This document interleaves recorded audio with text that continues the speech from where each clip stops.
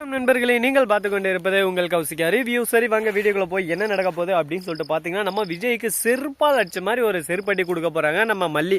ஏன்டா எதனால அப்படின்னு சொல்லிட்டு பார்த்தீங்கன்னா, என் பொண்ணை நானாவது ஒழுங்கா பார்த்துன்னு இருந்தப்பேன், அதை விட்டுட்டு என்னையும் அந்த வீட்டை விட்டு துரத்தி விட்டுட்டு நீங்கள் பொண்ணை பார்த்துறேன் அவர் கொட்டையை பார்த்துறேன்னு சொல்லிட்டு யார் பின்னாடி போயிருந்தீங்க மல்லி? அப்படியே நாக்க பிடிக்கிற மாதிரி 4 கேள்வி கேட்குறாங்க. இந்நேரம் காரில் அடிபட்டு இவளுக்கு என்ன ஆயிருக்கும் தெரியுமா? கொஞ்சம் மிஸ்டர் அரவிந்த் ஏதோ ஸ்லோவாக வந்ததுனால அவர் எப்படியோ காப்பாற்றிட்டாரு. நான் அந்த இடத்துல இருந்ததுனால இவன் வெண்பா என்னோட பொண்ணுன்னு எனக்கு தெரிய வந்துச்சு. அதனால் இங்கே கூட்டின்னு வந்தால் நானே ஒழுங்காக பார்த்துட்டு இருந்த பிள்ளை அப்படி இப்படின்னு சொல்லிட்டு ஒரு பக்கம் திட்ட ஆரம்பிச்சுறாங்க. அப்படியே மல்லியை கட்டி பிடிச்சி ஒரு பக்கம் கதறி அழுறாரு. ஐயோ மல்லியை என்ன மன்னிச்சிருமா, நான் வெண்பாவை இந்த மாதிரி விட்டுக்கூடாது, தப்பு தான் அப்படின்னு சொல்லிட்டு வெண்பா பார்த்து ஒரு பக்கம் திகச்சு போய் நின்று இருக்காங்க. என்னடா இது புதுசாக இருக்குது, அப்போ என்ன தானே கட்டி பிடிச்சிருக்கணும், திடீர்னு மல்லியம்மாவை பிடிச்சி அழுறாரு அப்படின்னு சொல்லிட்டு மறுபக்கம் அரவிந்த் தான் ஆளும் வாயை தாழ்ந்துன்னு பார்க்குறாங்க. ஒரு பக்கம் ஐயோ வாழ்க்கை போச்சு போச்சு, நான் கட்டி போகிற முன்னே என் முன்னாடியே கட்டி பிடிக்கிறானே அப்படின்னு சொல்லிட்டு தின்னு முழிக்கிறாங்க. உடனே நம்ம மல்லி இருந்தானே இவர் தானே கட்டி போகிற மாப்பிள்ளை, ஐயோ அச்சோ மன்னிச்சிருங்க அப்படின்னு சொல்லிட்டு ஓரமாக போய் நிற்கிறாரு.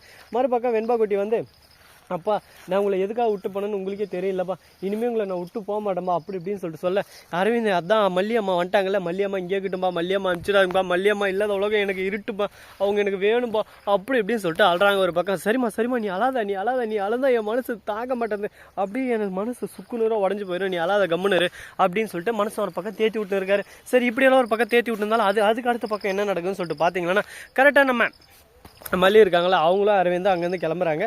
நம்ம தலைவன் விஜய் என்ன பேச போறாரு ஏது பேச போறான்னு சொல்லிட்டு தெரியாம வாயடிச்சு போய் நின்று இருக்காரு. என்னடா இதே இவளை கூப்பிடலாமா, மானா வாய் நம்ம வாழ்க்கையில் திரும்ப வருவாளா வரமாட்டாலாம், என்ன நடக்க போகுதுன்னு சொல்லிட்டு தெரியல. மல்லி அப்படின்ற மாதிரி சைலண்டா நின்று மனசுக்குள்ளேயே கூட்டுன்னு இருக்காரு.